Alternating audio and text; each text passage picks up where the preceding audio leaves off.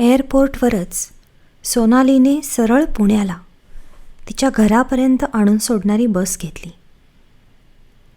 गेल्या 7-8 वर्षात अनेक कंपन्यांनी ही सर्व्हिस सुरू केली होती. सगळंच सोयीस्कर झालं होतं. उतरवून घ्यायला कोणी खास गाडी नाहीतर टॅक्सी घेऊन जायला नको. वेळेचा आणि पैशाचा अपव्ययच. एअरपोर्टवरून तिने घरी फोन केला होता. फोनवर आली होती आई. आईला झालेला आनंद तिच्या आवाजात अगदी उघड दिसत होता.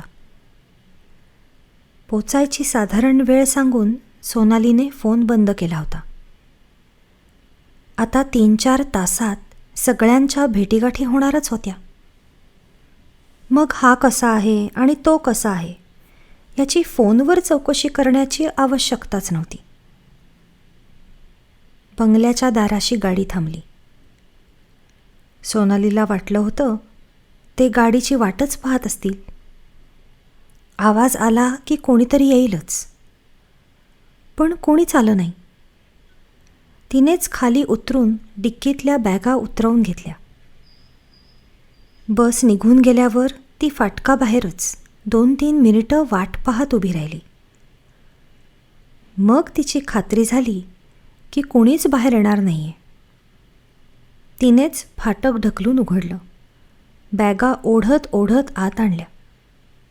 मग फाटक बंद केलं आणि ज्या बॅगामध्ये अगदी साधं सामान होतं ती गेटपाशीच ठेवून दुसरी बॅग या हातात त्या हातात अशी करत ती बंगल्याच्या व्हरांड्यापाशी येऊन पोचली. हुश्श करत तिने बॅग व्हरांड्यात चढवली आणि मग मोठ्या दारावरची घंटी वाजवली. ती जराशी निराशच झाली होती. काय ही स्वागताची तऱ्हा? दार तिच्या आईनेच उघडलं. अगं बाई, सोनी का? आई म्हणली. म्हटलं अजून 2 तास यायची नाही. हल्ली ही घाटातली वाहतूक असते ना. सोनाली आत आली. बॅग भिंतीपाशी ठेवून तिने पायातल्या सँडल काढल्या आणि पुढे होऊन तिने आईला वाकून नमस्कार केला. तिला हाताभरावर उभी करून आई तिच्याकडे प्रेमाने आणि निरखून पाहत होती. एवढी काय पाहतेस आई? शेवटी सोनालीने विचारलं. काय पाहणार? तुलाच पाहते. 2 वर्षात किती बदलली आहेस. बदल चांगला आहे का वाईट आहे? स्वतःशीच मान हलवत आई म्हणाली. माणसाचं मनच फसवत असतं.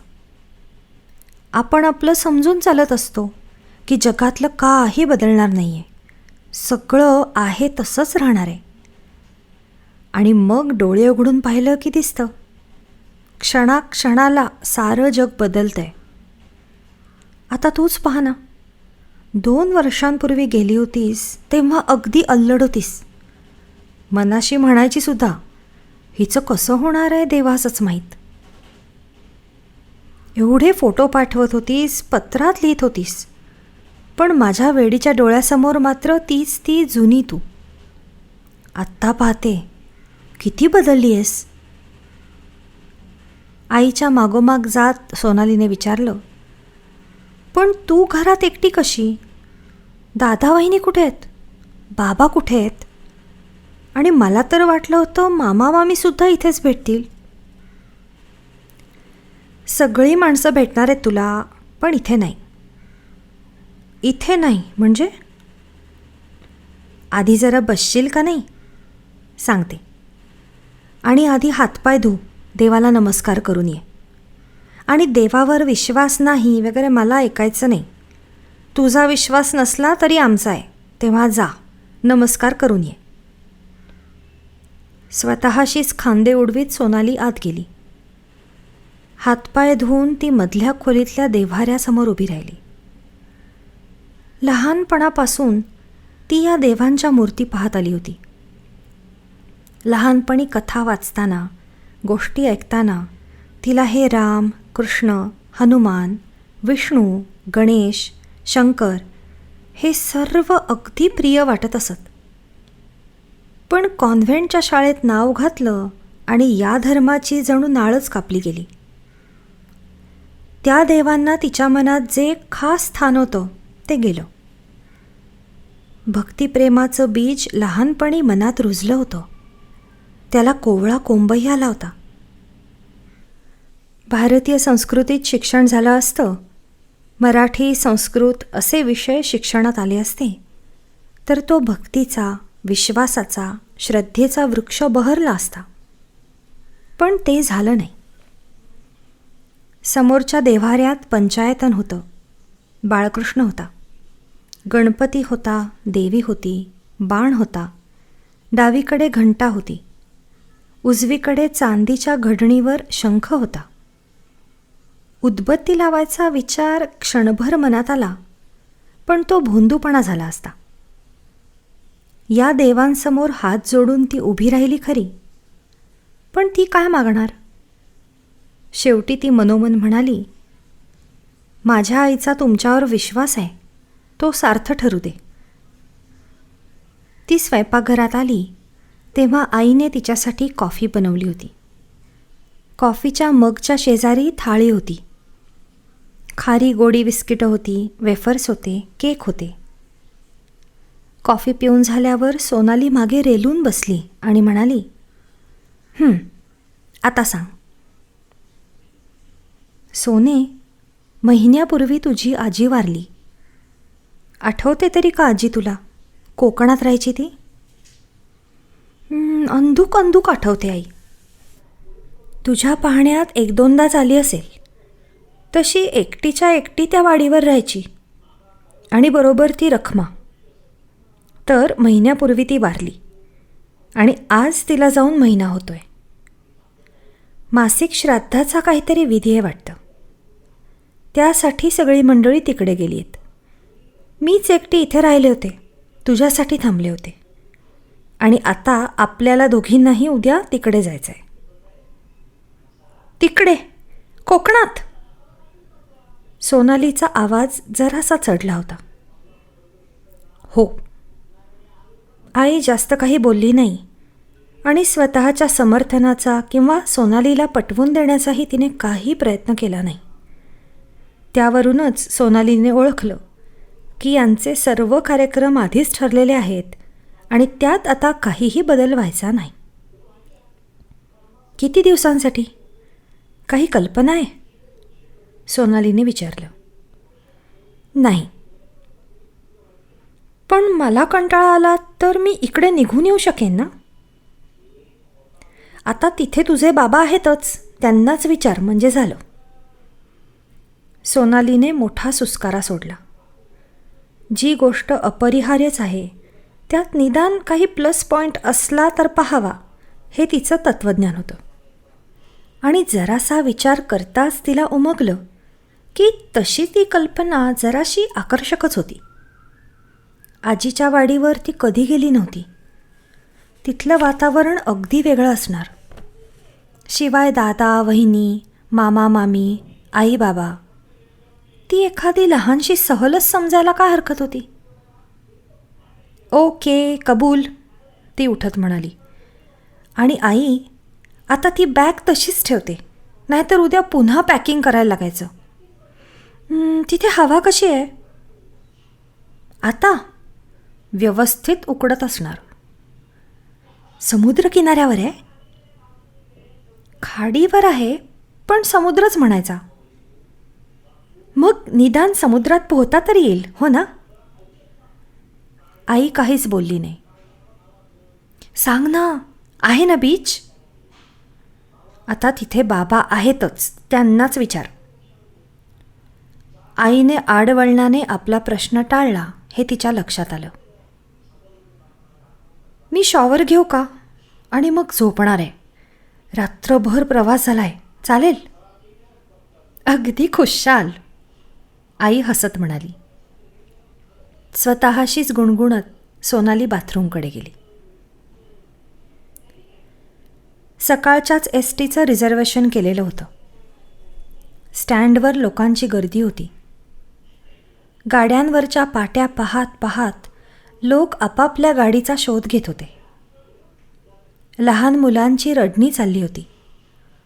आवारात स्वच्छतागृह होतं, पण तिथे लोकांची खूप गर्दी होती. सर्वत्र एक चमत्कारिक वास भरून राहिला होता. आपण एसटीने प्रवास जवळजवळ कधीच केलेला नाही, सोनालीच्या ध्यानात आलं. शिवाय गेल्या 3 वर्षात तिने एक वेगळंच समृद्ध, स्वच्छ, शिस्तबद्ध आयुष्य अनुभवलं होतं. तिला त्या आवारातल्या बेशिस्तीचा राग आला. संमिश्र दुर्गंधीची शिसारी आली. पण तिने आपली प्रतिक्रिया स्वतःपाशीच ठेवली. कारण आसपासचे एकमेकांना निरोप देणारे, निरोप घेणारे, बायका मुलांची सोय पाहणारे यात्री, त्यांचं हे रोजचंच आयुष्य होतं. त्यांच्याबद्दल मनात राग किंवा तिरस्कार किंवा कीव आणणं हा मूर्खपणा होईल, तिला उमगलं. कोणीही मूर्ख नव्हतं, अव्यवहारी नव्हतं, फक्त सगळे असहाय्य होते. त्यांची गाडी वेळेवर सुटली. सोनालीची जागा खिडकी शेजारचीच होती. शहर एकदा मागे गेल्यावर बाहेर विस्तीर्ण देखावा आला. किती वेळ लागणार आहे आपल्याला? तिने आईला विचारलं. संध्याकाळ तरी होणारच. बाबांना माहीत आहे की आपण येणार आहोत ते? हो, माहीत आहे की. आधीच ठरलं होतं आमचं.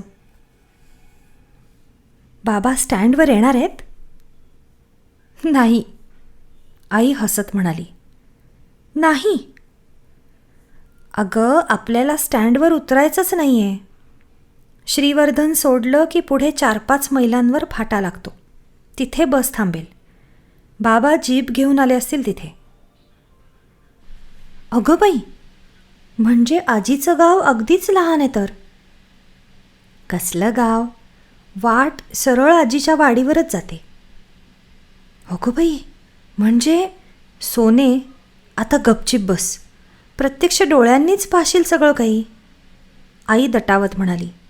पण अर्थात बोलताना ती हसत होती. गावागावात गाडी थांबत होती. उतारूंची चढ उतार होत होती. गाडीभोवती विक्रेत्यांचा गराडा पडला होता.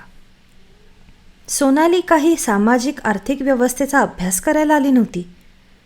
सर्व काही वेगळं आणि नवीन होतं. तिचं कुतूहल त्रयस्थाचं होतं. 12 वाजता गाडीने जेवणासाठी अर्ध्या तासाचा हॉल्ट घेतला. आईने बरोबर थर्मासमध्ये चहा आणला होता. सँडविच होते, गोडाच्या वड्या होत्या, गार पाणी होतं. अरुंद रस्त्यावरची नागमोडी वळणं घेत घेत गाडी घाट चढली. माथ्यावरची हवा गार होती. सोसाट्याचा वारा होता. मग गाडी जशी घाटातून उतरली तशी हवा दमट व्हायला लागली. खिडकीजवळची सीट असूनसुद्धा शरीरावरून घामाच्या धारा व्हायला लागल्या. श्रीवर्धन लागल्यावर आई नको नको म्हणत असतानासुद्धा सोनाली खाली उतरली आणि स्टँडवरच्या हॉटेलमध्ये तिने गारीगार कोका-कोला घेतला. तिला माहीत होतं हा गारवा क्षणिक आहे, पण उकाडा सहनच होत नव्हता. गाडी सुटायच्या अखेरच्या क्षणी ती वर चढली. प्रवासाचा शेवटचा टप्पा, ती मनाशी विचार करत होती. 10-12 मिनिटांनंतर आईने उतरायची तयारी सुरू केली. आईने बहुधा आधीच कंडक्टरला सांगितलं असावं, कारण त्यांच्या फाट्यापाशी गाडी थांबली. प्रवासात मध्येच उतरणाऱ्या या दोघींकडे, विशेषतः जीन पॅन्टमधल्या सोनालीकडे सगळ्यांच्या नजरा जरा नवलाने वळल्या तर त्यात नवल नव्हतं. गाडी निघून गेली. सोनाली आईकडे जरा नवलाने पाहत होती.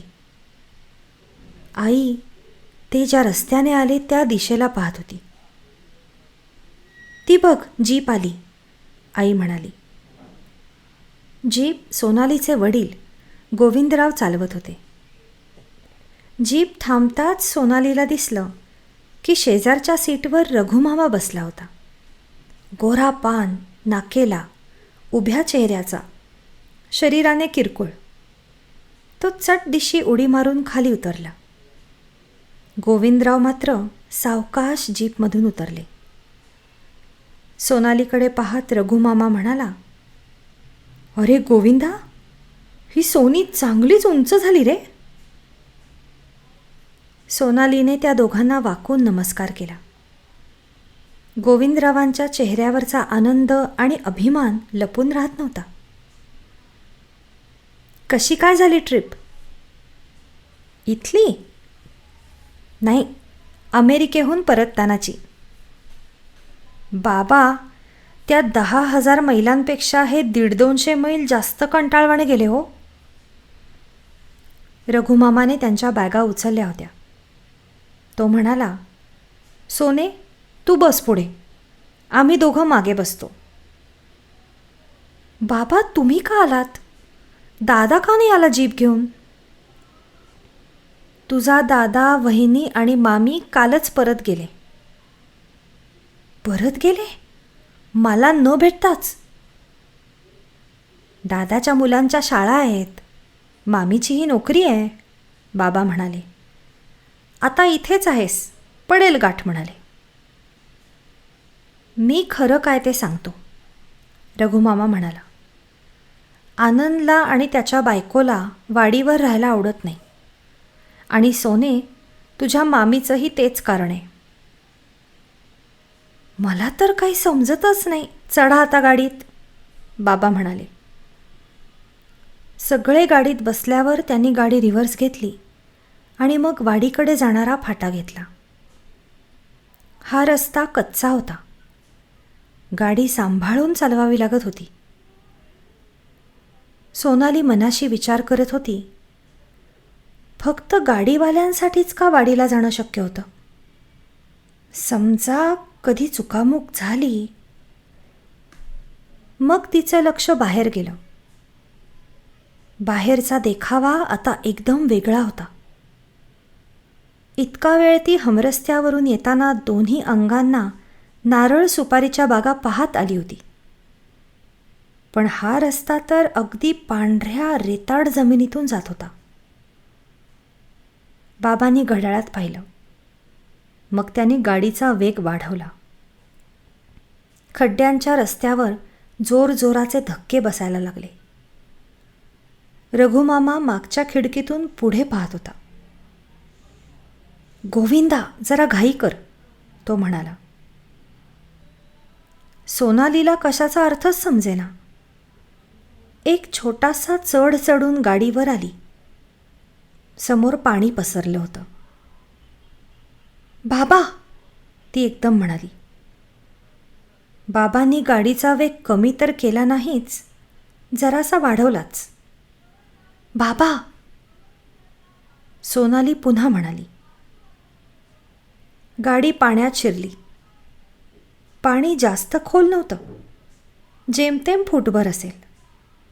दोन्ही बाजूंना पाण्याचे उंच फवारे उडत होते. पाण्याचा विस्तार चांगला 200-250 फुटांचा असावा. शेवटी गाडी एकदाची पाण्यातून बाहेर आली. 100-125 फूट पुढे गेल्यावर बाबांनी गाडी थांबवली. ते खाली उतरले. सोनालीलाही त्यांनी खाली उतरायची खूण केली. रघुमामा आणि आईही खाली उतरल्या होत्या. दिवस अखेरच्या संधी प्रकाशात ते चौघे जण समोरच्या पाण्याकडे पाहत होते. बाबा, तुम्ही केवढा धोका पत्करला होतात? अगं, जरा उशीर झाला एवढंच. ही संध्याकाळची भरती आहे. सकाळी आणि संध्याकाळी दोन्ही वेळा खाडीला भरती येते आणि वाडीची वाट पाण्याखाली जाते. तेवढ्या वेळा सांभाळल्या की झालं. तुमचं एक ठीक आहे, तुमच्यापाशी गाडी आहे, पण बाकीच्यांचं काय? कोण बाकीचे? गावातले आणखी कोणी कोणी जाणारे येणारे असतीलच ना. कसलं गाव? गावबीव काही नाही. मला तर समजतच नाही. न समजायला काय झालं? इथे पुढे फक्त तुझ्या आजीचीच वाडी आहे, बाकी कोणीही नाही. पण असं कसं असेल? आहे, आणि तू प्रत्यक्ष पाहशीलच. गाडीकडे परत येता येता रघुमामा म्हणाला, अगं सोने, ही डावीकडे दिसते ना, ती खाडी आहे. तुझ्या आजीच्या वाडीच्या दोन्ही अंगांना खाडी आहे. आणि भरती आली की सगळ्या वाडीलाच पाण्याचा वेढा पडतो. तिथे आसपास शेती, बाग, मशागत यासाठी जमीनच नाही. पण इतक्या अगदी टोकाला येऊन राहणारे होते तरी कोण? आपले पूर्वज, दुसरे कोण? माझी आई या वाडीवर सून म्हणून आली तेव्हाही तिथे 3ऱ्या-4थ्या पिढीचा राबता होता. आणि इतक्या वर्षांपूर्वीचा इतिहास कोणाला माहीत आहे? चला. कच्च्या रस्त्यावरून गाडी पुढे निघाली. 1.5-2 मैलांचं अंतर काटल्यावर मग रस्त्यावर दगडांची वरवंड लागली आणि वरवंड ओलांडून गाडी पुढे आली आणि इमारतीसमोर येऊन उभी राहिली. प्रवासात आणि जीपमधून वाडीवर येताना इतक्या वेगवेगळ्या विषयांवर चर्चा चालली होती की वाडीतल्या आजीच्या घरासंबंधात सोनालीला विचार करायला सुद्धा वेळ मिळाला नव्हता. आईला 4-2 प्रश्न विचारले असते तर घराची कदाचित कल्पना आली असती. पण आता समोरच्या घराकडे पाहता पाहता तिला वाटलं, खरंच याची शब्दांनी कल्पनाच देता आली नसती. जीप घराच्या उजव्या बाजूने आली, वळण घेऊन थांबली. सुरुवातीच्या 5-7 सेकंदांच्या दृष्टिक्षेपात सोनालीला दिसलं की डाव्या हाताला दुमजली घर आहे. घरासमोरच खूप मोठा मांडव आहे आणि समोरच 100-1 पावलांवर आणखी एक दुमजली इमारत आहे. आणि उजव्या हाताला पोफळीची वाडी सुरू होत आहे. समोरच्या इमारतीच्या मागेच समुद्राची फेसाळती कड दिसत होती. सागराचा असा खोल खर्जातला आवाज पार्श्वसंगीतासारखा होता. त्याखेरीज आवाज नव्हता, हालचाल नव्हती, विलक्षण स्तब्धता होती. केव्हाचा तरी पूर्वीचा एक क्षण त्या देखाव्यात गोठून राहिला होता. हाऊसेस ऑन दी सी, एखाद्या प्रसिद्ध चित्रकाराने असा देखावा रंगवून त्याला नाव दिलं असतं. किती विलक्षण चित्रमयता. बाबा, गोविंदरावांकडे वळून सोनाली म्हणाली, तुम्ही मला एकदाही इथं आणलं नाहीत. तिच्या शब्दात आरोप होता. पण आता आणलंय ना, गोविंदराव हसत म्हणाले. पण आजी असताना आले असते तर तिची गाठ तरी पडली असती.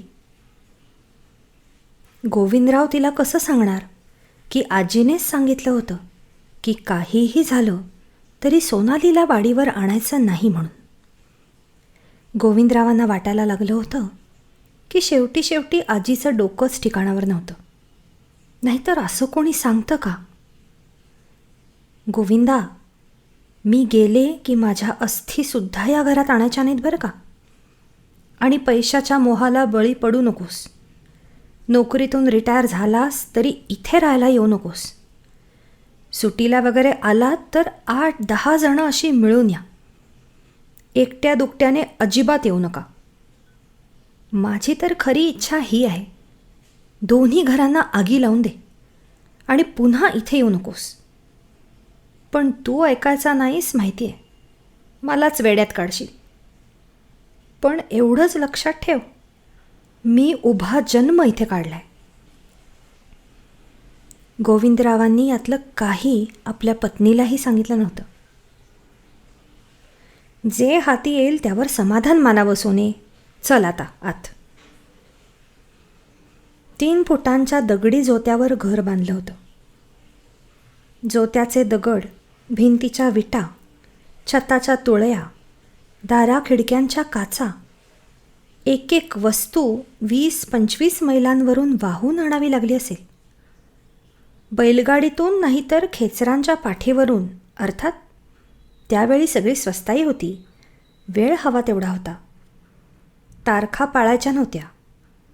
पण तरीही ही 2 घरं बांधण्यासाठी कोणीतरी अगदी नेट लावला असला पाहिजे. एव्हाना अंधार पडला होता.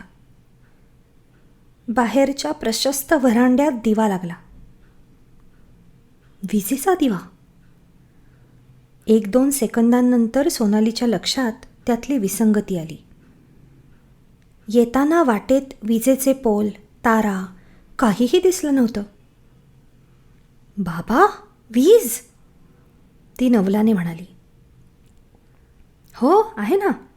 वीज आहे, पंखे आहेत, फ्रीज आहे, रेडिओ, TV आहे, सर्व काही आहे. सुरुवातीस कंदील, स्टँड, चिमण्या असं होतं. आई खूप म्हणायची, सारा बंगला माझ्या पायांखालचा आहे, मला नाही लागत दिवे. पण केव्हा कशी वेळ येईल हे सांगता येतं का?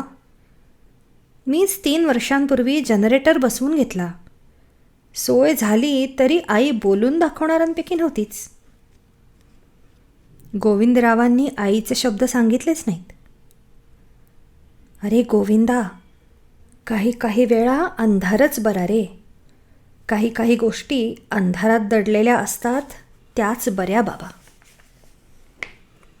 आईच्या अनेक वाक्यांचे संदर्भ भलतीकडेच नेणारे होते. रघुमामा आणि आई पायऱ्या चढून व्हरांड्यात आले. सोनाली जेव्हा दाराकडे वळली तेव्हा तिला विजेच्या बटणापाशी उभी असलेली वयस्क बाई दिसली.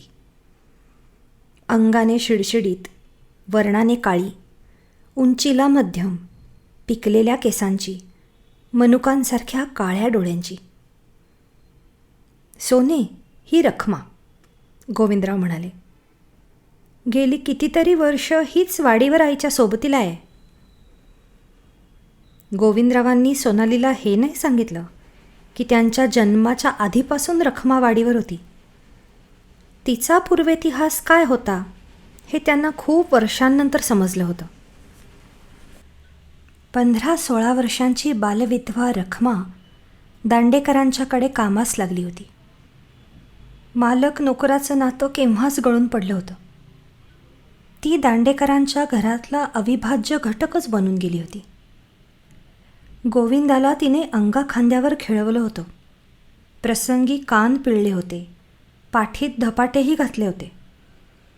अजूनही एखाद्या वेळी गोविंदराव आणि रखमा खोलीत एकटेच असले तर अनवधानाने तिच्या तोंडून अरे गोविंदा असा एकवचनी वापर होत असे. गोविंदरावांनी हे नाही सांगितलं की ते नोकरीसाठी वाडी सोडून गेल्यावर वडिलांच्या निधनानंतर रखमाच्या आधारानेच त्यांची आई वाडीवर एकट्याने राहिली होती. सोनालीला रखमाला पाहून अमेरिकेतल्या दक्षिणेतल्या राज्यातल्या निग्रो गोऱ्यांच्यातल्या संबंधांचीच आठवण झाली. अगदी दुसऱ्या महायुद्धाच्या सुरुवातीपर्यंत ती पद्धत होती. वास्तविक समाजात सर्व दृष्टीने बहिष्कृत असलेली ही निग्रो जमात. पण एखाद्या श्रीमंत गोऱ्या कुटुंबात पिढ्यानपिढ्या काम करणाऱ्या बायका स्वतःचं अंतर राखून वागत असल्या तरी हक्काने वागत.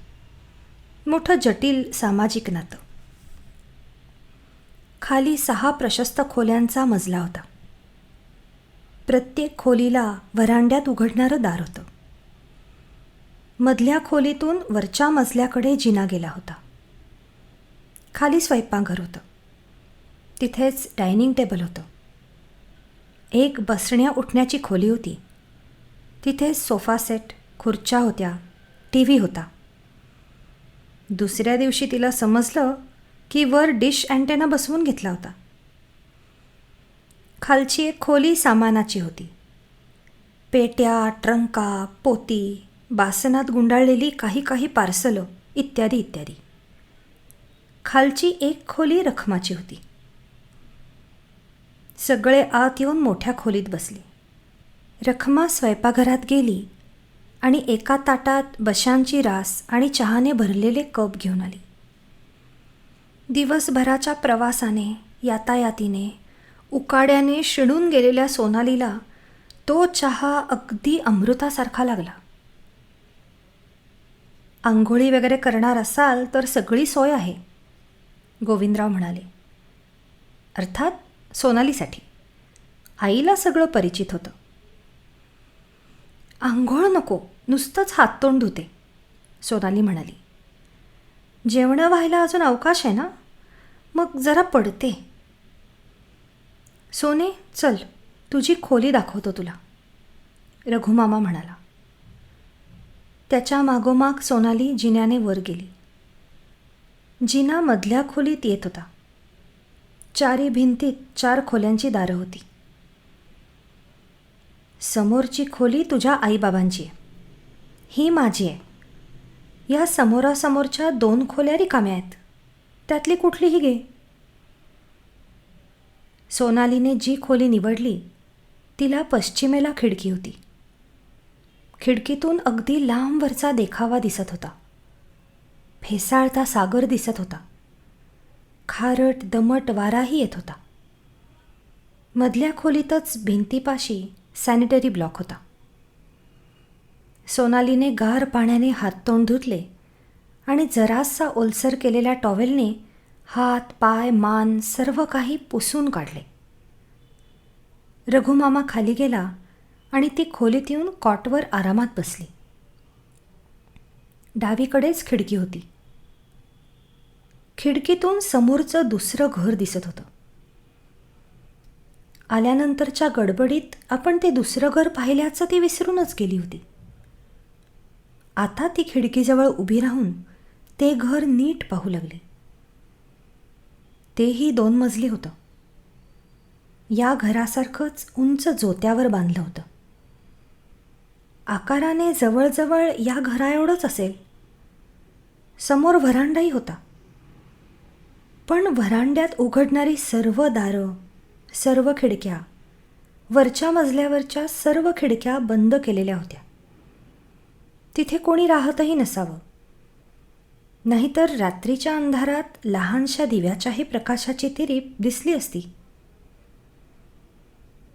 सर्व देखाव्यावरच उदासतेचा, खिन्नतेचा प्रभाव जाणवत होता. क्षितिजाच्या कडेपर्यंत विस्तारत गेलेला अथांग सागर, क्षितिजापासून वर झेपावत गेलेला निळ्या काळ्या आकाशाचा अवाढव्य घुमट, त्या विशाल पार्श्वभूमीवर मानवी वस्तीचा तो एकमेव वारसा किती क्षुद्र वाटत होता. तिला स्वतःच्याच विचारांचं नवल वाटलं.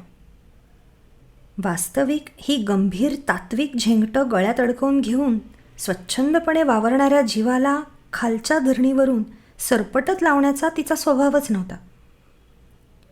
मग हे जरासे खिन्न विचार मनात कुठून आले? या वातावरणाचा तर हा परिणाम नाही.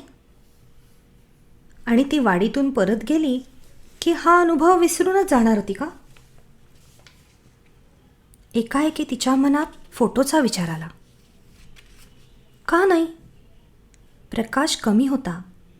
सागराच्या फेसाळत्या लाटांमुळे देखाव्यात स्थिरता नव्हती. तरीही प्रयत्न करून पाहायला काय हरकत होती? तिची फिल्म 400 ASAची होती. सुपर फाईन ग्रेनची होती आणि मिनोल्टाच्या लेन्सेस तर जगप्रसिद्ध होत्या. कॉट खालची बॅग पुढे ओढून तिने कॅमेरा काढला. 300ची टेलिफोटो लेन्स लावली. कॅमेरा खिडकीत व्यवस्थित ठेवता येत होता. अर्ध्या सेकंदाचा 1 आणि 1 सेकंदाचा 1 असे 2 फोटो काढून तिने कॅमेरा परत केसमध्ये ठेवून दिला. एकाएकी खूप मोठी जांभई आली. तिची खात्री होती की जर आता कॉटवर आडवी झाली तर झोपीत जाईल. त्यापेक्षा खाली जाणं बरं. जेवायची वेळ झालीच असेल. सोनाली खाली आली तेव्हा सगळे स्वयंपाकघरात डायनिंग टेबलाभोवती बसलेच होते. आलीस का? तुला हाक देणारच होते, तिची आई म्हणाली. रखमाने भात शिजवला होता. चटणी वरण केलं होतं. येताना आईने खायचं काही काही आणलंच होतं.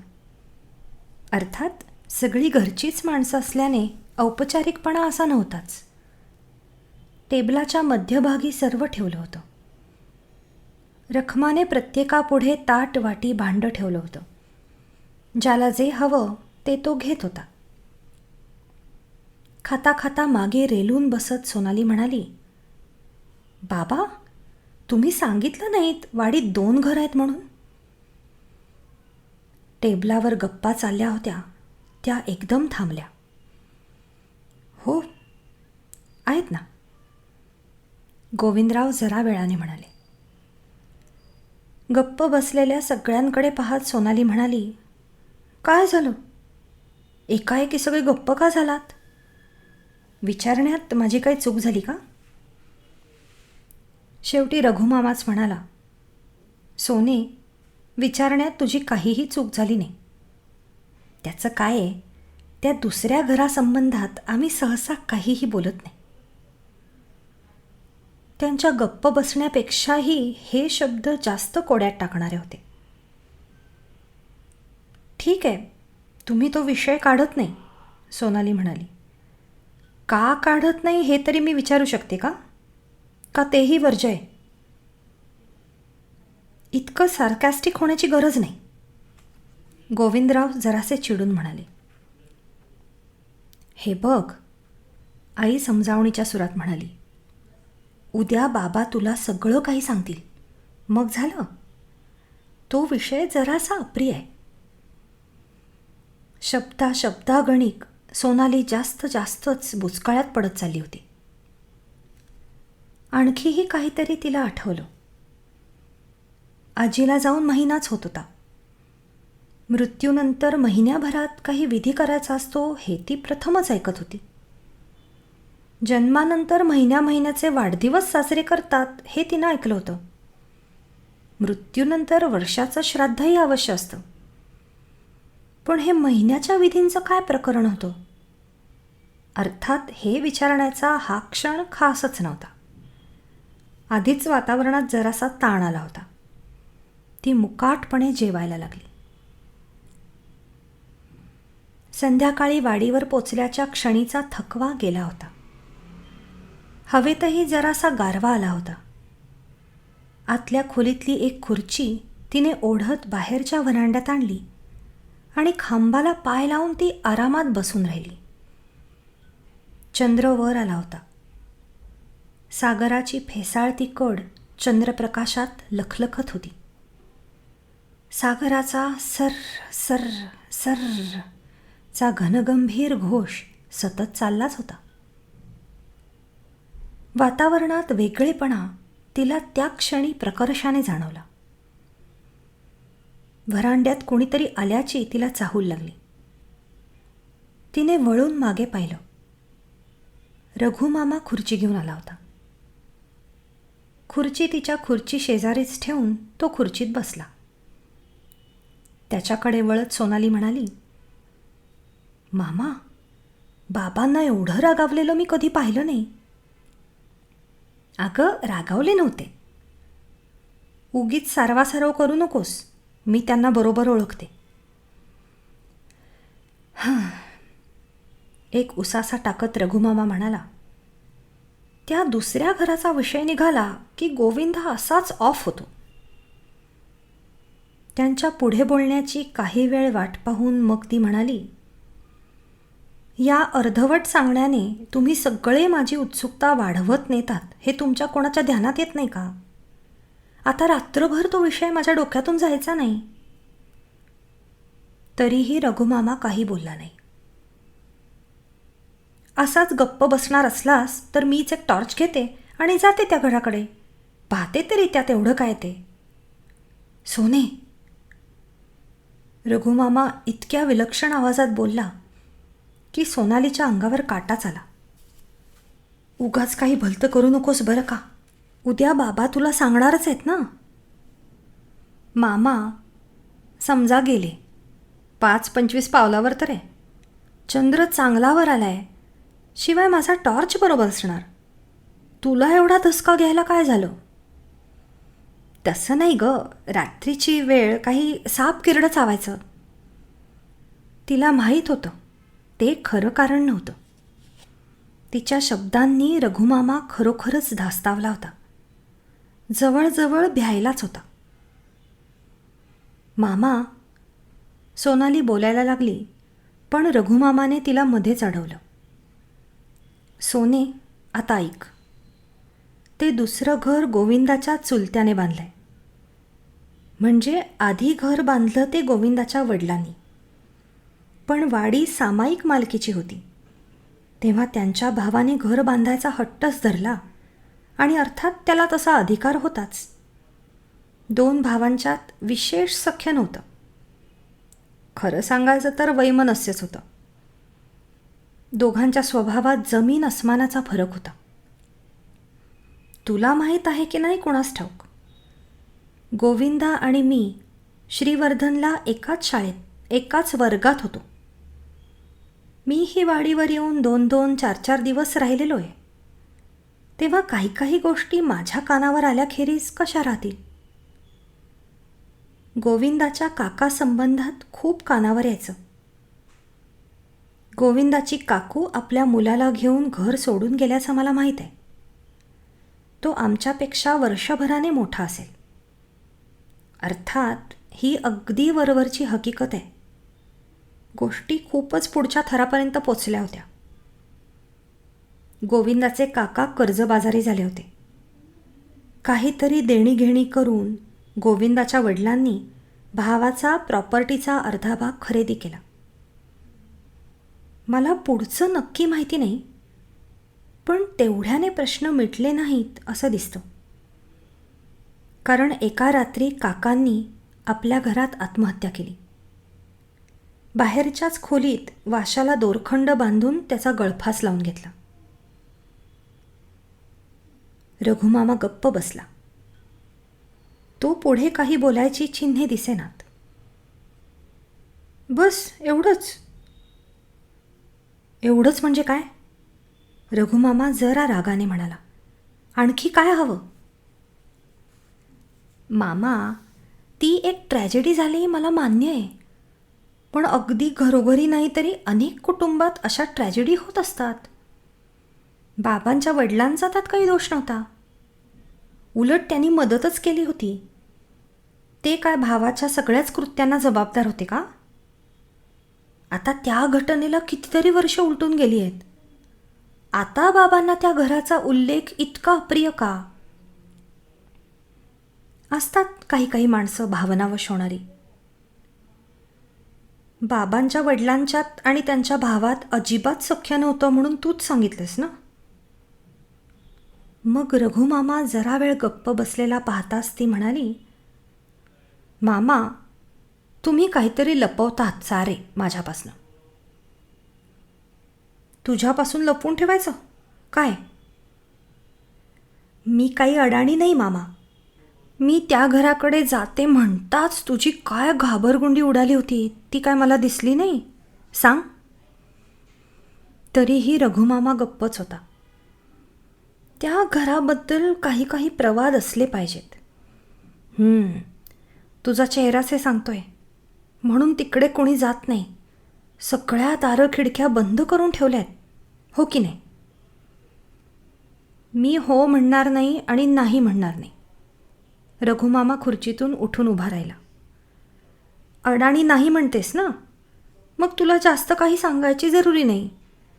आणि आता मी झोपायला जाणार आहे आणि तूही तेच कर. रघुमामा वळून घरात निघून गेला. सोनाली काही वेळ तशीच खुर्चीत बसून राहिली. गेल्या तासाभरात वाडीवरच्या आयुष्याला एक नवंच परिमाण जोडलं गेलं होतं.